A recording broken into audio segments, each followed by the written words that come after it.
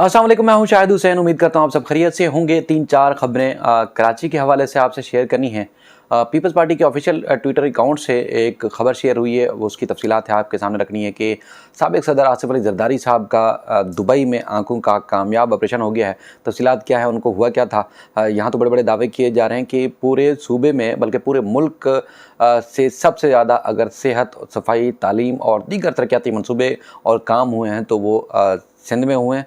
और सबसे ज़्यादा बेहतर निज़ाम NICVD के अलावा दीगर जो शोबे हैं सेहत के हवाले से, उसमें सिंध में काम हुआ है। पूरे पाकिस्तान नहीं बल्कि दुनिया के कई ममालिक से जो इलाज के लिए यहाँ लोग आते हैं और तो और गोरे भी इलाज के लिए जो है वो कराची तशरीफ़ लाते हैं। सिंध में इस तरह बेहतरीन इलाज हो रहा है। लेकिन दूसरी तरफ कहा जाता है जी आसिफ जरदारी साहब, उनकी आंख का ऑपरेशन था और आंख का ऑपरेशन के लिए उनको दुबई जाना पड़ा। कुछ अर्सा पहले भी गए थे और बाकायदा तौर पर अब पीपल्स पार्टी की तरफ से ये खबर शेयर की गई है। उसकी कुछ डिटेल्स हैं वो आपके सामने रखेंगे। मुस्तफ़ा कमाल साहब साबिक मेयर और senior deputy convener MQ Pakistan के हैं। उन्होंने नए मुंतखब मेयर मुर्सा वहाब को तस्लीम करने से इनकार कर दिया है। उन्होंने इस सारे प्रोसीजर को जो मुस्तरद कर दिया है। उसकी तफसीलात क्या कहते हैं, उनका मुतालबा क्या है, वो आपके सामने रखेंगे। दूसरा सबसे बड़ी और अहम चीज़ थी, आज इस सिंध असम्बली में गर्मा गर्म बहस हुई। कल चूँकि बहुत बड़ा मार्का सर किया है पाकिस्तान पीपल्स पार्टी ने, तो उसके बाद फिर आज चूँकि असम्बली में जो प्रेजेंस नज़र आई सबसे ज़्यादा पीपल्स पार्टी की, और उसके बाद फिर दूसरे नंबर पर MQ पाकिस्तान, TLP और कुछ और लोगों की तकरीर भी मैंने सुनी। जो सबसे ज़्यादा जो जारहाना तकरीर थी जो नज़र आई वो जावेद हनीफ हैं, जो कि MQ पाकिस्तान से जिनका ताल्लुक़ है, राब्ता कमेटी में शायद शामिल हैं। उनकी तकरीर के जवाब में शर्जील मेमन साहब ने तकरीर की है। उन्होंने अल्ताफ़ हुसैन जो कि MQ के बानी हैं उनको आड़े हाथों लिया और शदीद तनकीद का निशाना बनाया, ना सिर्फ MQ पाकिस्तान को बल्कि अल्ताफ़ हुसैन साहब को भी। क्या कहते हैं उसकी तफसीलात, चूँकि जावेद हनीफ साहब ने और ख्वाजा इजहार हसन साहब ने जो सिंध की सेहत, तालीम और जो हालत हो चुकी है पूरे सूबे में, चाहे शहरी इलाके हैं या देही इलाके, उसके ऊपर उन्होंने सवालात उठाए थे। और मेयर की नई जिम्मेदारी चूँकि मिली है तो उस हवाले से भी उन्होंने तनकीद का निशाना बनाया था।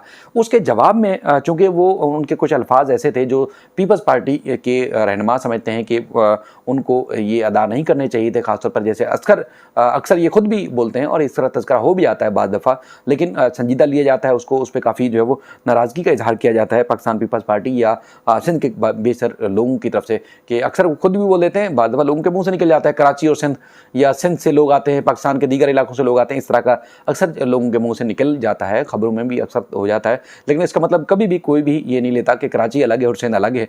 लेकिन कराची को अलग करने की कोशिश की थी, उसका हमने उसको लंदन में बंद कराया, ये दावा किया है जो शर्जील मेमन साहब सूबाई वज़ीर इत्तलात हैं, और उन्होंने अल्ताफ़ हुसैन साहब के बारे में बात की और भी बेशुमार जो चीज़ें थी उनका नाम लेके और बग़ैर नाम लेके उन्होंने तनकीद का निशाना बनाया MQ पाकिस्तान को। तो मैं चाहता हूँ कि उनकी जो तकरीर है उसका जो मतन है वो खुद जो कुछ फरमा रहे हैं वो आप सुने, ताकि आपको अंदाज़ा हो जाए कि वो किस तरह जारहाना अंदाज से MQ पाकिस्तान को तनकीद का निशाना बना रहे थे।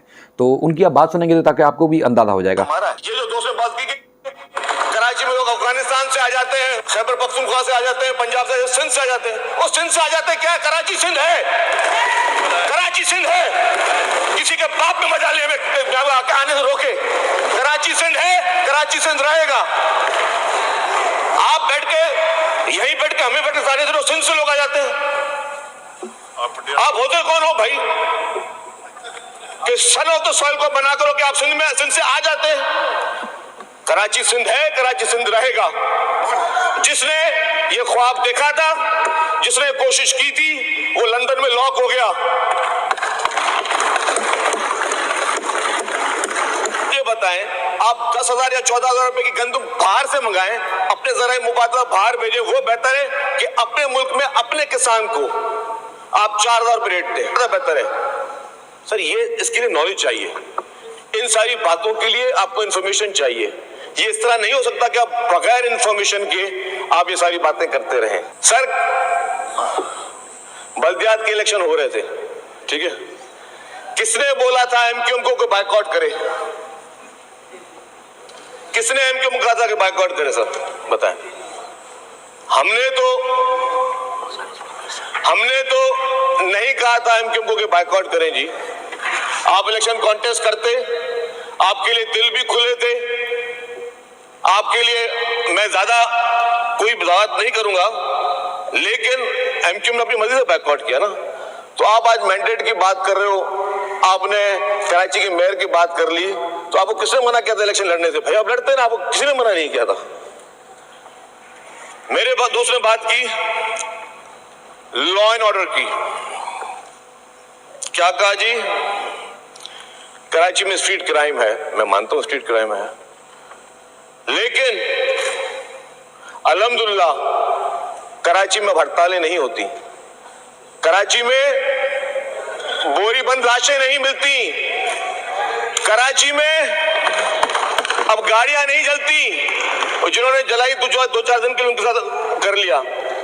कराची में दहशतगर्दी नहीं होती, कराची में भत्ता नहीं लिया जाता। तो मेरे दोस्त जो फरमा रहे थे कि जी कराची के लॉ एंड ऑर्डर खराब है, सर बिल्कुल इंप्रूवमेंट की कोशिश की जा रही है। सेंसस की बात की मेरे दोस्त ने, यस, ये वजीर आला सिंध थे जिन्होंने सबसे पहले सेंसस पे ऑब्जेक्शन किया, सबसे पहले। और अगर सेंसस में पॉपुलेशन रिवाइज हुई है तो वजीर आला सिंध के जाती इंटरेस्ट की वजह से हुई है, सिंध कैबिनेट की वजह से हुई है। हमारे दोस्तों को तो पता भी नहीं था, हमारे दोस्तों को तो पता भी नहीं था कि किस तरीके से सेंसस हो रहे हैं। ये हमने हर मौके पर चर्चा, और एक एक रिकॉर्ड, एक एक लेटर रिकॉर्ड का हिस्सा है, एक एक मीटिंग के मिनट रिकॉर्ड का हिस्सा है। अगर आप बोले कल की तारीख में मुकेश चावला साहब हमारे मिनिस्टर ये सारे डॉक्यूमेंट्स आपको दे दें, कितनी दफा सिंध हुकूमत ने एहतजाज किया कि जी ये सेंसस ठीक नहीं हो रहे, हमें एहतजाज है। लास्ट टाइम भी क्या हुआ, चले मैं बता दूं आपको। तो बहरहाल की और भी तकरीर है, क्योंकि इन्होंने तवील तरीन तकरीर की थी। मेरे सुनाने का मकसद ये है कि एक तो ये है कि एमक्यूएम पाकिस्तान का जो सियासी तौर पर भी अब लोग रियलाइज़ कर रहे हैं कि नुकसान हुआ, क्योंकि अगर जो पीटीआई की जो सूरत हाल इस वक्त बनी हुई है, अगर इस वक्त एमक्यूएम होती और एमक्यूएम और जमात इस्लामी का इत्तेहाद होता, या एमक्यूएम अकेली भी इस पोजीशन में आ सकती थी कि वो जो है वो अपना मेयर बना लेती, जिस तरह की टर्न आउट था उस हिसाब से एमक्यूएम को नशिस्तें मुमकिन तौर पर मिल सकती थी, लेकिन उन्होंने बाइकआउट किया। उसकी वजह से अब लोगों का, अवाम का नुकसान हुआ। एक तरफ आप देख सकते हैं कि जमात इस्लामी कुछ जिस तरह की इत्तेहाद के बावजूद उनको हराया गया, और उसके बाद फिर अब इलेक्शन कमीशन ने भी एक जो नोटिफिकेशन जारी किया है तमाम कामयाब उम्मीदवारों का, जिसमें मुर्तज़ा वहाब साहब भी शामिल हैं, उसमें उन्होंने सिंध हाई कोर्ट के फैसले से मशरूत की है इनकी कामयाबी, कि सिंध हाई कोर्ट का अगर फैसला इस कानून साजी के खिलाफ आ जाता है तो फिर जो है वो ये इनकी मेयरशिप रिवाइज हो जाएगी, यानी कि इनकी मेयरशिप कलअदम करार दी जा सकेगी। ये जो है इलेक्शन कमीशन ने बाकायदा तौर पर अपने नोटिफिकेशन में भी कहा है। दूसरा जो मेयर की इलेक्शन हुआ है, आपको पता है कि आज यौम सियाहत के तौर पर जमात इस्लामी ने मनाया है आज का दिन, और शहर भर में जो है वो बैनर्स भी लगाए गए हैं और इन्होंने शदीद जो है वो तनकीद की है। तो दूसरी तरफ देखा जाए तो जो मेयर का इंतखाब था उस हवाले से मुस्तफ़ा कमाल साहब ने भी जो है वो काफ़ी गम गुस्से का इज़हार किया और नाराज़गी का इज़हार किया। एक तो उनका ये कहना है कि देखें जी, ये जो सूरत हाल है कि एक तो नाम के साथ किरदार अच्छा होना चाहिए। सिंध में 13,000 अरब खर्च किए तो सिंध को जो है वो इस वक्त पेरिस बन जाना चाहिए था, लेकिन वो सारा का सारा पैसा जो है वो करप्शन की नज़र हो जाता है, बदजुर्मानी की नज़र हो जाता है। तो हम मेयर को तो मानते ही नहीं। दूसरा ये है कि इन्होंने 15 साल में कुछ नहीं किया तो मज़ीद भी कुछ नहीं करेंगे, क्योंकि हमने जब किया मुश्किलात हमारे सामने भी थी, उनका कहना था, तो हमने तो हमारी नीयत भी साफ़ थी, हमारा किरदार भी अच्छा था, तो इसलिए हमने शहर की तामीर व तरक्की के लिए बात की। दूसरा जो सेहत के हवाले से सिंध असम्बली में सेहत के शोबे के हवाले से, क्योंकि अस्पतालों की जो अब तर सूरत हाल है और उसके बाद फिर तालीम के हवाले से बुरा हाल है सूबे का, तो उसमें जब बात की गई तो उसमें जो है वो अब आज ही खबर ये जारी की गई। एक तरफ जो है शजील मेमन साहब की धुआंधार आपने तकरीर सुनी और दीगर भी जो वज़रा थे, फरियाल तालपुर साहिबा ने भी तकरीर की असम्बली में।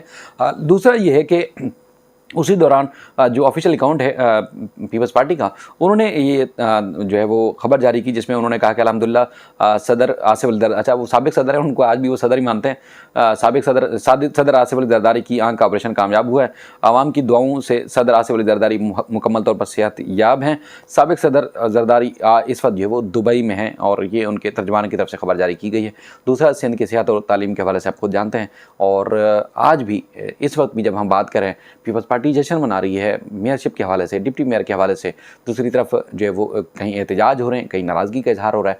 और MK पाकिस्तान वो भी जो है वो उस लाइन में खड़ी हुई। बज़ाहिर लगता है कि जिस तरह इस सारे प्रोसीजर को मुस्तरद किया है जमात इस्लामी ने, MKM ने भी मुस्तरद किया है, PTI ने भी जो है वो मुस्तरद किया है और उन्होंने मेयर मानने से इनकार कर दिया है।